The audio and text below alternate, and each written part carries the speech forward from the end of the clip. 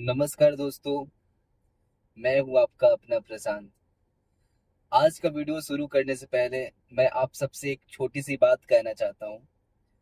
अगर आज आप 18 से 35 साल के बीच के युवा हैं, अगर आप नौकरी की तलाश में हैं, अगर आप किसी सरकारी परीक्षा की तैयारी कर रहे हैं, अगर आपने अपने माँ बाप के सपनों को पूरा करने का वादा किया है, तो मैं सच कहता हूं, मैं कहना चाहता हूं कि आज का वीडियो आप आखिरी तक जरूर देखिएगा।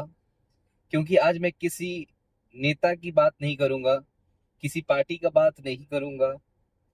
मैं बात करूंगा उस युवा की जो सुबह सबसे पहले उठकर रात में सबसे बाद सोता है, लेकिन फिर भी उसे सिर्फ एक सवाल सुनने को मिलता है, अभी तो नौकरी क्यों नहीं मिली। वो युवा को एक ही सवाल मन में भटकता रहता है कि अभी तक नौकरी क्यों नहीं मिली। दोस्तों, ये चार शब्द सुनने में बहुत छोटा लगता है, लेकिन जिस युवा के दिल पर ये रोज पड़ते हैं,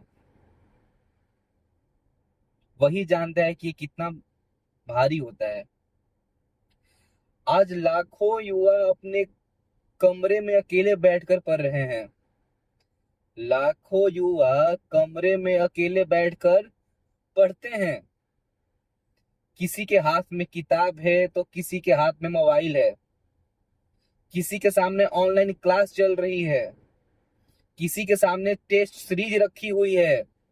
लेकिन सबसे दिल में एक ही सपना है, सबके दिल में एक ही सपना बसा हुआ है,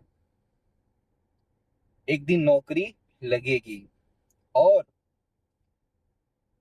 माँ बाप के सिर गर्व से ऊंचा हो जाएगा।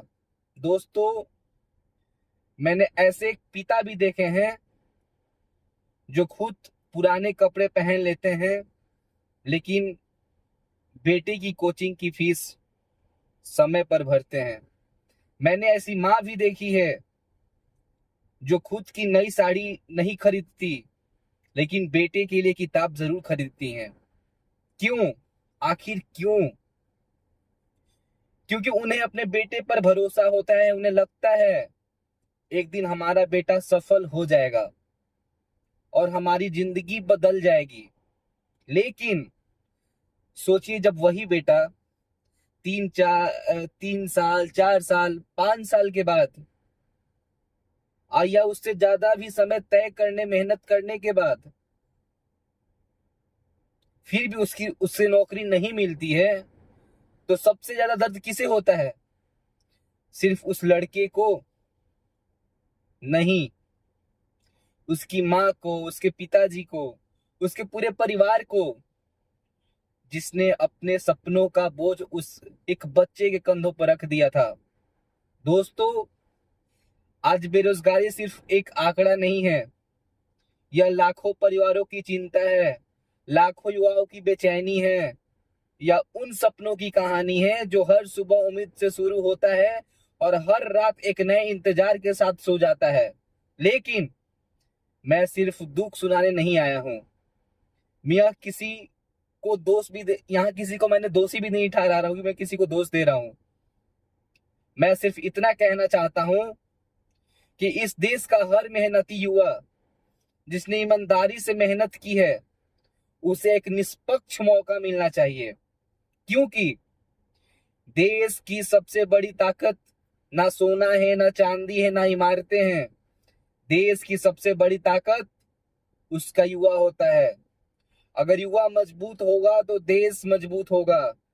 अगर युवा निराश होगा तो देश भी आगे नहीं बढ़ पाएगा। और दोस्तों, एक बात और, आज सोशल मीडिया पर हम किसी की सफलता देखते हैं तो लगता है कि हर किसी की जिंदगी आसान हो गया है।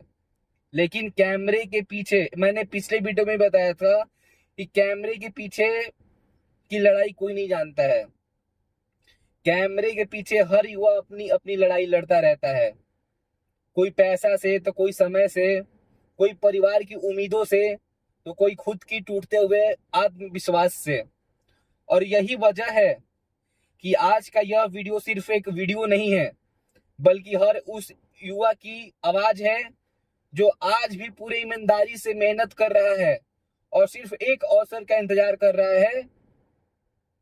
वो अवसर क्या है?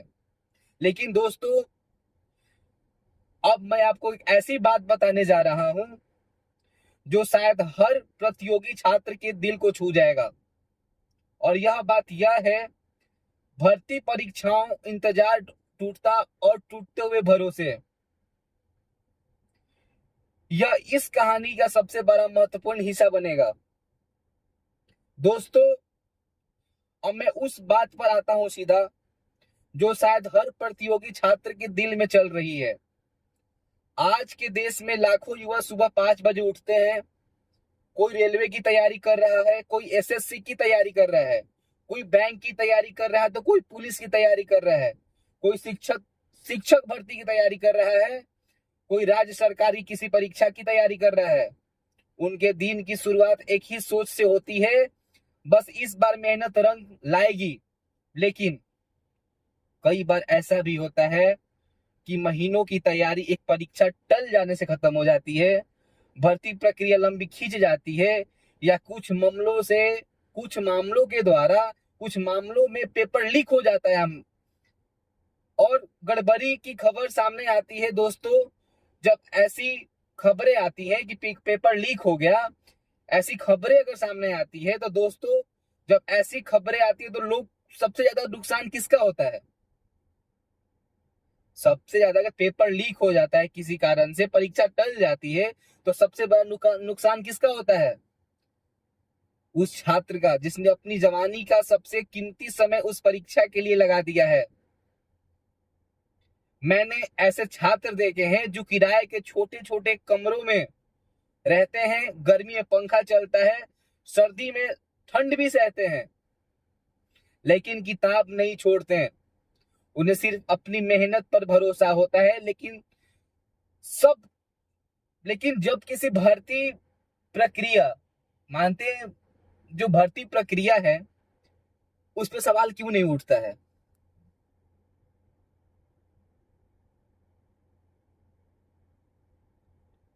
उन्हें सिर्फ अपनी मेहनत पर भरोसा होता है।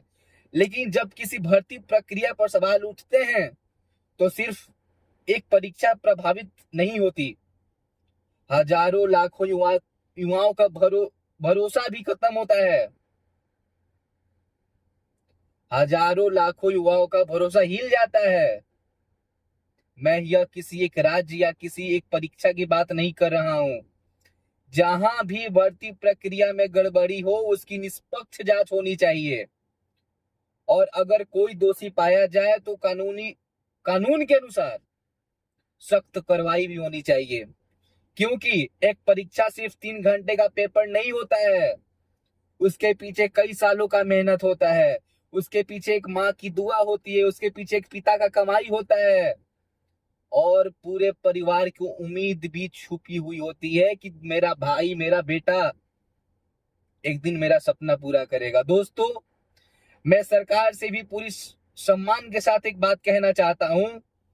देश का युवा सिर्फ नौकरी नहीं मांग रहा, वह एक ईमानदार मौका मांग रहा है।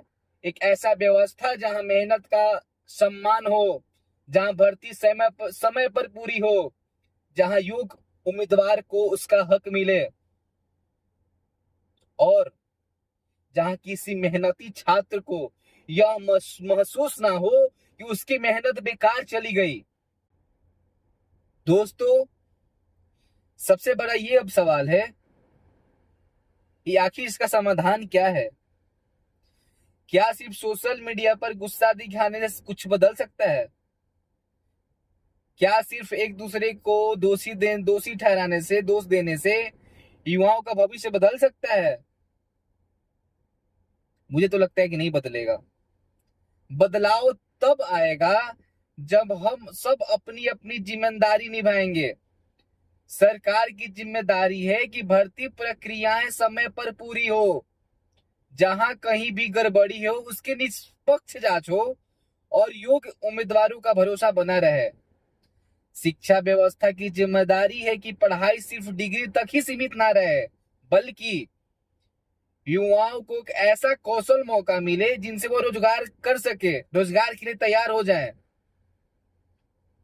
उद्योग और निजी कंपनियां उद्योग और निजी कंपनियां की भी जिम्मेदारी है कि योग्य युवाओं का अवसर दे, जो उस काबिल है उस युवाओं को अवसर दे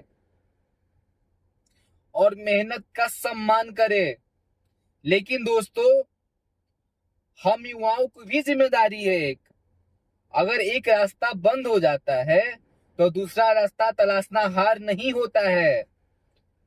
नई चीज सीखना, खुद को बेहतर बनाना और ईमानदारी से मेहनत करते रहना, यही हमारी सबसे बड़ी ताकत है।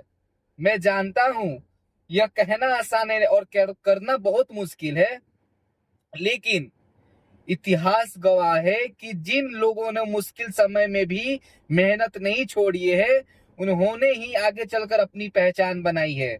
दोस्तों, आज मैं देश के हर माँ बाप से एक ही बात कहना चाहता हूं, अगर आपका बेटा या बेटी अभी संघर्ष कर रहे हैं तो उन्हें सिर्फ यह मत पूछिए कि नौकरी आपका कब लगेगी, नौकरी तुम्हारी कब लगेगी। कभी उनसे एक कंधे पर हाथ रखकर ये भी पूछिए कि तुम ठीक तो हो। कई युवा बाहर से मुस्कुराते हैं लेकिन अंदर से टूट रहे होते हैं।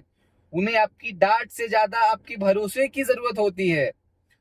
और मेरे युवा भाइयों और बहनों, अगर आप आज आपकी मेहनत परिणाम नहीं देती है, परिणाम नहीं मिलता आपकी मेहनत से, तो इसका मतलब यह नहीं है कि आपकी मेहनत बेकार चली गई है। हर सीखी हुई चीज, हर दिया हुआ इंटरव्यू, हर परीक्षा आपको पहले से बेहतर बनाता है। हिम्मत मत हारिए, अपने सपनों को मत छोड़िए, क्योंकि सपने उन्हीं के पूरे होते हैं, सपने उन्हीं के पूरे होते हैं जो मुश्किल समय में भी चलते रहते हैं। दोस्तों, आज मैंने जो कुछ भी कहा वह किसी एक सरकार को नहीं, किसी एक राज्य को नहीं, किसी एक व्यक्ति के खिलाफ भी नहीं, यह एक आम भारतीय युवा की आवाज थी। एक ऐसे युवा की आवाज थी जो सिर्फ इतना चाहता है कि उसकी मेहनत को सम्मान हो, उसे निष्पक्ष अवसर मिले और वह अपने परिवार का सपना पूरा कर सके। अगर इस वीडियो की एक भी बात आपके दिल तक पहुंची हो तो इसे ज्यादा से ज्यादा लोगों तक पहुंचाइए। हो सकता है आपका एक शेयर किसी जिम्मेदार व्यक्ति तक पहुंच जाए। और कमेंट में मुझे एक जरूर बात बताइएगा, आपके हिसाब से देश के युवाओं के लिए सबसे जरूरी बदलाव क्या लाना चाहिए, रोजगार, कौशल या शिक्षा। तब तक के लिए मैं आपका प्रशांत, मिलता हूं फिर नए वीडियो में। तब तक के लिए जय हिंद।